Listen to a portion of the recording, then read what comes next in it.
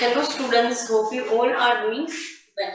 So previously આપણે auditing and corporate governance 1 એની અંદર unit 3 company audit જે છે એમાં આપણે ડિસ્કસ કરતા હતા અબાઉટ ધી ઓડિટર્સ ક્વોલિફિકેશન ડિસ્ક્વોલિફિકેશન બરાબર. એના પછી આપણે એ વસ્તુ જોયેલી કે ઓડિટરની અપોઇન્ટમેન્ટ કેવી રીતે કરવામાં આવે છે. એમાં અલગ અલગ ટાઈપ્સથી અલગ અલગ વેથી જે છે ઓડિટરની અપોઇન્ટમેન્ટ કરવામાં આવે. જેમ કે ફર્સ્ટ ટાઈમ અપોઇન્ટમેન્ટ હોય તો તેમાં તમારે બોર્ડ મીટિંગ જે છે એની અંદર રિઝોલ્યુશન પાસ કરીને એક પ્રોસેસ થ્રુ જવાનું હોય. દેન અપોઇન્ટમેન્ટ એવરી યર અલગ અલગ જે છે એ દર વર્ષે અલગ અલગ ઓડિટરની અપોઇન્ટમેન્ટ કરવાની હોય તો બી એ જ વેથી તમારે જવાનું હોય. દેન કમ્સ ટુ રીઅપોઇન્ટમેન્ટ બરાબર. અપોઇન્ટમેન્ટ જે છે એ ફરી પાછી તમારે કરવી હોય એના અહીં એક્ઝિસ્ટિંગ ઓડિટરની, તેના માટે તમારે એની વિલિંગનેસ નોન વિલિંગનેસનો લેટર એઝ વેલ એઝ ફરી પાછું રિઝોલ્યુશન પાસ કરવાનું હોય.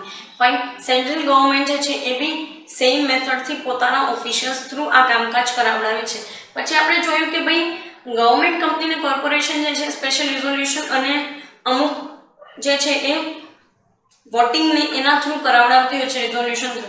ફાઇન. સો એ વસ્તુ જોઈ. સ્પેશિયલ રિઝોલ્યુશનની અંદર 3 કેટેગરી જોઈ લીધી કે ભાઈ સેન્ટ્રલ ગવર્મેન્ટ, પછી સ્ટેટ ગવર્મેન્ટને નેશનલાઇઝ બેંક કે નેશનલાઇઝ ઇન્સ્ટિટ્યુશનના હાથમાં હોય એવી ફોર્મને કેવી રીતે જે છે એ અપોઇન્ટ કરવા ઓડિટર્સને. દેન કમ્સ ટુ કેઝ્યુઅલ વેકેન્સી. ક્યારેક કોઈ પર્સન જે છે એઝ સેલેરીડ પર્સન જે છે એ કોઈ બી જગ્યાએ જોઈન થાય છે તો એની જગ્યાએ કેઝ્યુઅલી કેવી રીતે જે છે જગ્યા ખાલી પડી છે અહીંયા વેકેન્ટ કરવી. Fine.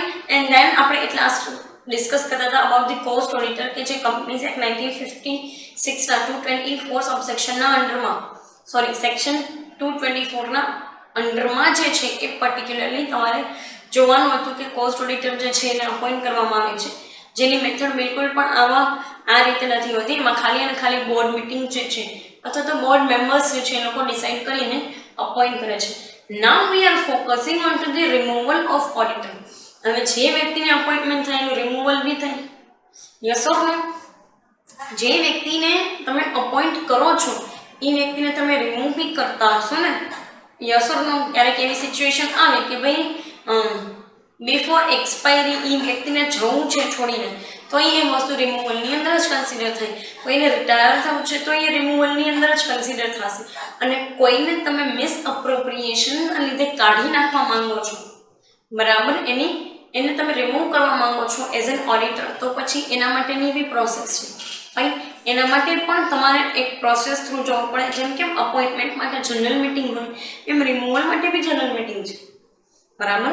Let's focus on that part. શું કહે છે તો કે the first auditor appointed by the board of directors continues till the completion of the first annual general meeting બરાબર. એટલે કે કહેવાનો તાત્પર્ય એટલું છે કે જે ઓડિટર વર્ષની શરૂઆતમાં એટલે કે ગયા વર્ષની એન્યુઅલ જનરલ મિટિંગની અંદર જે છે એ અપોઇન્ટ કરવામાં આવેલો એટલે આ વર્ષની મિટિંગ થઈને અલ્ટિમેટલી તો બરાબર આ વર્ષ માટે અપોઇન્ટ કરતા હશો બરાબર. તો એન્યુઅલ જનરલ મિટિંગની અંદર જે છે દર વર્ષે હેલ્ડ કરવામાં આવતી મિટિંગમાં અપોઇન્ટ કરવામાં આવે છે તો એ વ્યક્તિ ત્યાં સુધી એની રિસ્પોન્સિબિલિટી રહેશે એઝ એન ઓડિટર.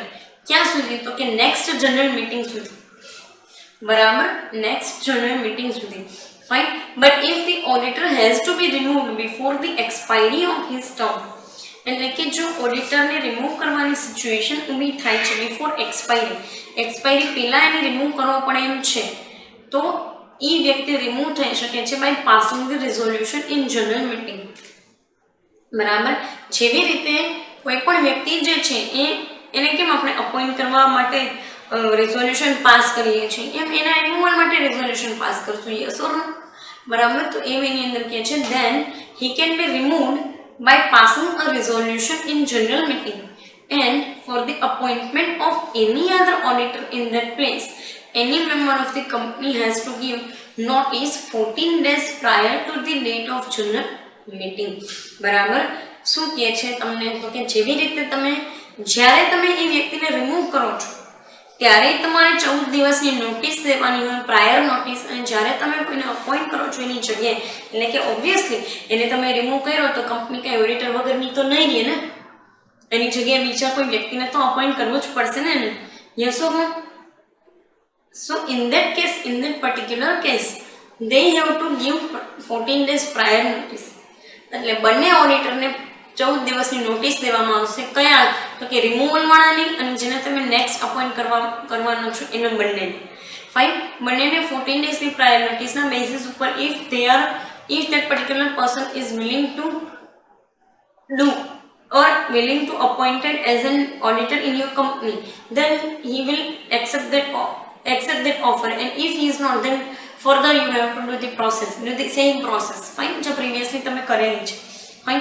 તો આ કેસની અંદર તમારે જો રિમૂવ કરવો હોય તો 14 દિવસની નોટિસ તો આપવી જ પડે. જેમ કે તમે સાંભળ્યું હશે કે કંપનીએ જો રેઝિગ્નેશન લેટર તમારી પાસે માંગવું હોય તો કંપનીએ તમને 1 મહિનાનો પ્રાયર ટાઈમ પીરિયડ આપવો પડે for the purpose of giving resignation, તમારું રેઝિગ્નેશન લેવા માટે. જેમ તમારે કોઈ કંપની છોડવી હોય તો કેમ તમારે 1 મહિના અગાઉ કહેવું પડે, બરાબર? એવી જ રીતે જો કંપનીએ તમને કાઢી નાખવાના હોય, કંપની તમને કાઢી નાખવાની છે તો કંપનીએ તમને ટાઈમ પીરિયડ આપવો પડે. યસ ઓર નો? કંપનીએ એ વસ્તુ જે છે એના માટે એફર્ટ્સ કરવા પડે. ફાઇન. સો એ મેનરની અંદર તમને કીધું છે. નેક્સ્ટ શું કહે છે કે there is no need to take approval of central government. કોઈ પણ પ્રકારની જરૂરિયાત નથી સેન્ટ્રલ ગવર્મેન્ટના approval. Obviously it is your company, you want to remove your auditor or that particular auditor wants to return, you want to particularly appoint new auditor. So in that case company does not have to take any kind of approval from the central government. Fine. કારણ કે તમારી પોતાની private company છે, you can do it by just passing the resolution in your board meetings. Fine. So એ મેનરની અંદર કીધું છે. Next જો શું કહે છે, એક વસ્તુ યાદ રાખજો કે રિમૂવલ જે છે એ રિઝોલ્યુશન પાસ કરીને કરવામાં આવે છે. ઇટ ડઝ નોટ મીન કે એ રિઝોલ્યુશન એન્યુઅલ જનરલ મિટિંગનું જ હોય, બરાબર? Resolution can be passed at any time in the year. Fine. યરના ગમે તે ટાઈમ પીરિયડની અંદર તમે રિઝોલ્યુશન પાસ કરી શકો છો. ફાઇન. નેક્સ્ટ શું કહે છે, જો the auditor appointed at the annual general meeting, central government etc. can be removed only after prior approval of the central government. Yes, if that particular auditor is removed, if that particular auditor is to be removed, બરાબર? તમારે એ વ્યક્તિને remove કરવું હોય અને એ બી central ગવર્મેન્ટની annual general મિટિંગની અંદર જો pass કરવામાં એન્યુઅલ જનરલ મિટિંગની અંદર રિઝોલ્યુશન પાસ કરીને અપોઇન્ટ કરવામાં આવેલો હોય, then you have to particularly take the approval of government and the resolution has to be passed in the general meeting of that central government company. એટલે આખું તમને જે છે એ સેન્ટ્રલ ગવર્મેન્ટના પોઈન્ટ ઓફ વ્યૂથી આપેલું છે. Let me tell you one thing. ઉપર જે વસ્તુ હતી ને એ પ્રાઇવેટ કંપનીના આધારે હતી. આ વસ્તુ જે છે એ સેન્ટ્રલ ગવર્મેન્ટના હાથમાં જે કંપની હોય એના આધારે તમને આપ્યું છે કે જો સેન્ટ્રલ ગવર્મેન્ટની જનરલ મિટિંગની અંદર જ એ વ્યક્તિને અપોઇન્ટ કરવામાં આવેલો હોય એઝ એન ઓડિટર, તો પછી આ કેસની અંદર પણ તમે જે છે એ એને રિમૂવ ના કરી શકો. આના માટે બી તમારે એને જનરલ મિટિંગની અંદર રિઝોલ્યુશન પાસ કરીને જ મૂકવો પડે, બરાબર? એટલે કે અધવચ્ચેથી તમે એને કાઢી ન શકો. આ એવી વસ્તુ થઈ ગઈ. ફાઇન. પ્રીવિયસલી તો તમને કીધું હતું કે રિઝોલ્યુશન પાસ કરી અને તમે જવા દઈ શકો છો, પણ આમાં એવો પોસિબલ છે નહીં. ફાઇન. નેક્સ્ટ શું કહે છે તો કે according to the provision of companies act, a resolution has to be passed in the general meeting to appoint an auditor in place of retiring auditor. 14 days prior notice has to be given to that effect if such resolution is presented by any shareholder of the company. તમને આમાં એવો question થતો હશે કે અહીંયા વચ્ચે share holder ક્યાંથી આવી ગયા મેડમ? યસ, આવી ગયા share holder. Let me tell you one thing કે કહેવા શું માંગે છે કે તમે જો according to the companies act provision તમે જો રિઝોલ્યુશન પાસ કરો છો જનરલ મિટિંગની અંદર for the appointment of another auditor, તો એ વેની અંદર તમારે જે છે એ 14 દિવસની પ્રાયર નોટિસ આપવી પડે. કોને? તો કે તમારે શેર હોલ્ડર્સને નોટિસ આપવી પડે, કારણ કે આ કેસ રિમૂવલનો નથી, આ કેસ રિટાયરમેન્ટનો છે. An auditor is retiring from his particular term. તો એ કેસની અંદર તમારે શેર હોલ્ડર્સ જે છે એને બી નોટિસ આપવી પડે. સમજો છો મારી વાત? ઉપર ક્યાંય પણ આવી વસ્તુ નથી, બટ હા અહીંયા આ વસ્તુ છે અને અહીંયા તમારે શેર હોલ્ડર્સને પણ નોટિસ આપી અને જનરલ મીટિંગ જે છે એની અંદર રિઝોલ્યુશન પાસ કરવાનું થાય છે. Fine, because this is not the case of removal, this is just the case of retirement. Fine, so એ એની અંદર તમને કીધું છે. હવે નેક્સ્ટ તમને એક ટોપિક આપેલો છે જેનું નામ છે ઓડિટર્સ રેમ્યુનરેશન. ઓડિટરના રેમ્યુનરેશન વિશે વાત કરે છે. પૈસા તો દેવા પડે ને ઓડિટરને, એમને એમ કામ કરશે?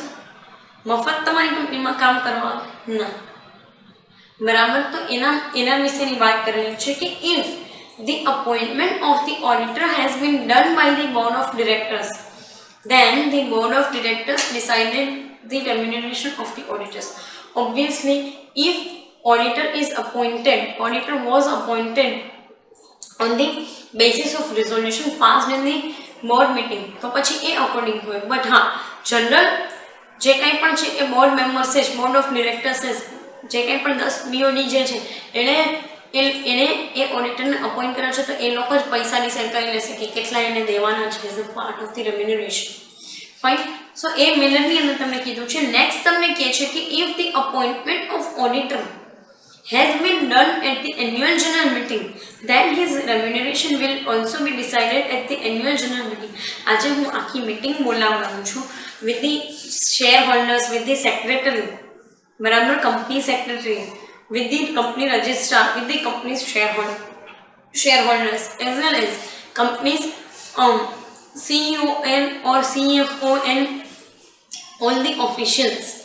તો એ એન્યુઅલ જનરલ મીટિંગની અંદર જો રિઝોલ્યુશન પાસ કરી અને તમે કોઈ ઓડિટરને અપોઇન્ટ કરો છો, તો in that particular case you have to take the consent of every member, બરાબર. ભલે શેર હોલ્ડર્સ નહીં, બટ હા, કંપની સેક્રેટરી, કંપની રજિસ્ટ્રાર એવા અમુક ઓફિશિયલ્સ હોય જેની તમારે કન્સેન્ટ લેવી પડે, તો એની પાસે તમે વોટિંગ કરાવડાવે and then you get to decide the remuneration of chartered accountant or auditor.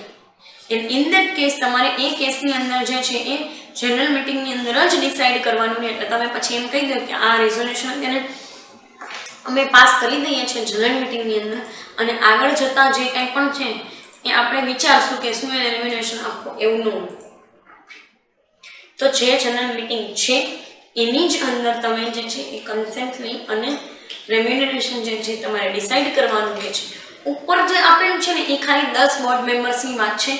નીચે જે આપેલું છે ને એ આખી જનરલ મિટિંગની વાત કરે છે કે જ્યાં તમે અને તમારા પર્ટિક્યુલર અમુક અપર લેવલના ઓફિશિયલ્સ જે છે એ લોકો આવે છે, એ લોકો પોતાની કન્સેન્ટ આપે છે, એ લોકો બી રિઝોલ્યુશનને જુએ છે, પાસ કરે છે રિઝોલ્યુશન, બધાનું વોટિંગ થાય છે and then only particularly remuneration decide કરવામાં આવે છે. તમને જાણીને નવાઈ લાગશે કે મેડમ એક વ્યક્તિને પૈસા દેવા માટે આપણે આટલી માથાજીક કરવાની? યસ, એક વ્યક્તિને પૈસા દેવા માટે તમારે આટલી માથાજીક કરવી પડે, કારણ કે એ લોકોની ફીસ નાની સૂની હોય નહીં. That's why. ફાઇન. અને આવું જે છે નાની મોટી કંપની કરતી એનું હોય, મોટી બધી કંપની હોય ને એની જ અંદર આવી વસ્તુઓ કરવામાં આવી. અને એ ખાસ કરીને એવી કંપની કે જે પબ્લિક લિમિટેડ કંપની છે, ખાલી લિમિટેડ કંપની છે, બરાબર. પબ્લિક લિમિટેડ એટલે લિમિટેડ કંપની કે જે લોકોએ ફંડ રેઝ કર્યું છે from the market, from the side of the public, બરાબર, એને જ આવી માથાકૂટ કરવી પડે. સીધી વસ્તુ છે, જેના પૈસા તમે લીધેલા છે, જે લોકોના પૈસાથી તમે આ બધી ગેમ રમો છો, તમારી કંપની ચલાવો છો, ઓબ્વિયસલી એ લોકો જે છે એનો હક બને છે કે તમારી કંપનીના ડિસિઝન મેકિંગની અંદર એનો હાથ હોય. ફાઇન. સો પર્ટિક્યુલર એ મેનરની અંદર તમને કીધું છે. નેક્સ્ટ તમને કહે છે કે if the auditor has been appointed by the central government, auditor જે છે એ સેન્ટ્રલ ગવર્મેન્ટ થ્રુ અપોઇન્ટ કરવામાં આવ્યું હોય તો એનું રેમ્યુનરેશન પણ એ જ ડિસાઇડ કરે, બરાબર.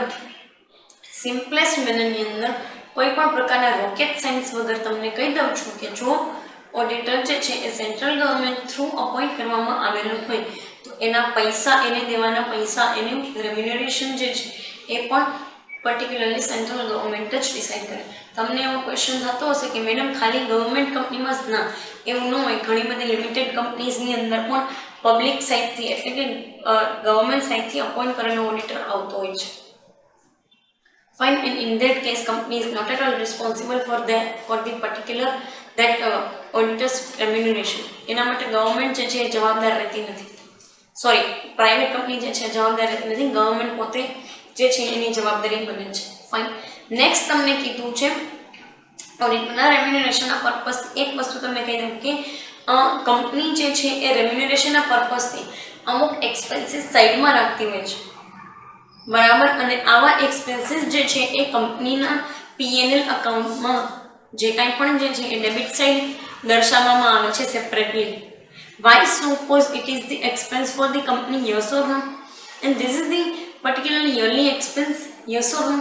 બરાબર. તો એ વેની અંદર તમે એને ટ્રીટ કરો છો and you get to decide કેવી રીતે જે છે એ તમારે આને ટ્રીટ કરવું, બરાબર. જેના માટે તમને સ્પેસિફિકેશન્સ આપેલા છે કંપનીઝ એક્ટ જે છે 1956 એના એનેક્સર નંબર 6 એના પાર્ટ 2 ની અંદર, એનેક્સર 6 ના પાર્ટ 2 ની અંદર તમને આ વસ્તુ પ્રી સ્પેસિફાઈડ મેનરની અંદર આપેલી છે કે કંપની જે છે એ રેમ્યુનરેશનના પાર્ટ તરીકે અમુક એક્સપેન્સ સાઈડમાં મૂકે છે અને એ એક્સપેન્સ જે છે એ આગળ જતાં એ લોકો એડ કરી દે છે આ રેમ્યુનરેશનની અંદર, બરાબર. જે વસ્તુ માની લો કે મૂકેલી છે સાઈડમાં as a part of the expenses, એને પછીથી એના રેમ્યુનરેશનમાં એડ કરી અને જેટલા વધારાના પૈસા તમારે દેવાના થતા હોય છે એને તમે P&L અકાઉન્ટમાં ડેબિટ સાઇડ બતાડો છો separately. Fine. So this is the particular all about the auditor's remuneration. See, એક વસ્તુ તમે ધ્યાનમાં રાખી લેજો કે ઓડિટરનું રેમ્યુનરેશન નાનું સૂનું હોતું નથી. That's why this process, બરાબર. એટલા માટે આવી લાંબી લચક પ્રોસેસ જે છે આપણે કરીએ છીએ with the passing of resolution to particularly mention those expenses into P&L account. તમને એક એવો ક્વેશ્ચન થતો હશે કે madam if it is the yearly then why we are mentioning in the P&L account? Because it is the total expenses for the company. અને બીજું એ કે દર વર્ષે અલગ અલગ રીતે થાય છે એટલા માટે. ફાઇન. આમાં એવું તો કંઈ છે નહીં કે 5 વર્ષ માટે તમે કોઈ વ્યક્તિને અપોઇન્ટ કરો છો એને એક સામટા પૈસા આપી દે પણ 5 વર્ષ માટે માંડી ગણો, એવું તો કંઈ છે નહીં. એવી તો સિચ્યુએશન નથી. તો સિમ્પલેસ્ટ મેનરની અંદર એ ઓડિટરની ફીસ છે અને તમે ઓડિટર્સ ફીસ નોર્મલી ત્યાં જ લખો છો P&L ના debit side. Fine. So as always it is the expenses and it is the regular expenses કે જે દર વર્ષે કંપનીને થાય છે. So that's why they are treating it as an expenses. Fine. Particular આ સેશનની અંદર આપણે કઈ વસ્તુઓ જોઈ તો કે રિમૂવલ જોઈ લીધું ઓડિટરનું કે ભાઈ ઓડિટરને કેવી રીતે રિમૂવ કરવામાં આવે. એમાં એક વસ્તુ તમે ખાસ યાદ રાખજો કે ઓડિટરને મિસરિપ્રેઝન્ટેશન માટે રિમૂવ કરવામાં આવે એટલે કે બિફોર એક્સપાયરી, એ આખી સિચ્યુએશન અલગ છે. અને જો ઓડિટરની રિટાયરમેન્ટ આવે છે, ટર્મની રિટાયરમેન્ટ, અને તો એ વ્યક્તિ જતો હોય છે તો એની આખી સિસ્ટમ અલગ છે. કારણ કે રિમૂવલના કેસમાં તમે શેર હોલ્ડર્સને ઇન્વોલ્વ નથી કરતા, જ્યારે રિટાયરમેન્ટના કેસમાં તમે શેર હોલ્ડર્સ લોકોને જે છે એ ઇન્વોલ્વ કરો છો. Fine. So in that particular case એવી રીતે એનું રિમૂવલ કરવામાં આવે છે. અને લાસ્ટ આપણે જોયું કે રેમ્યુનરેશન કેવી રીતે કરવામાં આવે છે. પર્ટિક્યુલર કમિંગ સેશનની અંદર તમારો મેજર પાર્ટ જે છે ઓડિટર્સ રાઇટ્સ, એ વસ્તુ આપણે ડિસ્કસ કરીશું કે ઓડિટરના શું હક છે, કેવી રીતે જે છે એ ઓડિટરને હક આપવામાં આવ્યા છે, જેમાં જનરલ મિટિંગને રિલેટેડથી લઈ અને inspection of books of accounts ત્યાં સુધી દરેક વસ્તુ જે છે આપણે ડિસ્કસ કરશું. પર્ટિક્યુલર આ સેશનની અંદર અહીંયા સુધી રાખીએ. Thank you so much.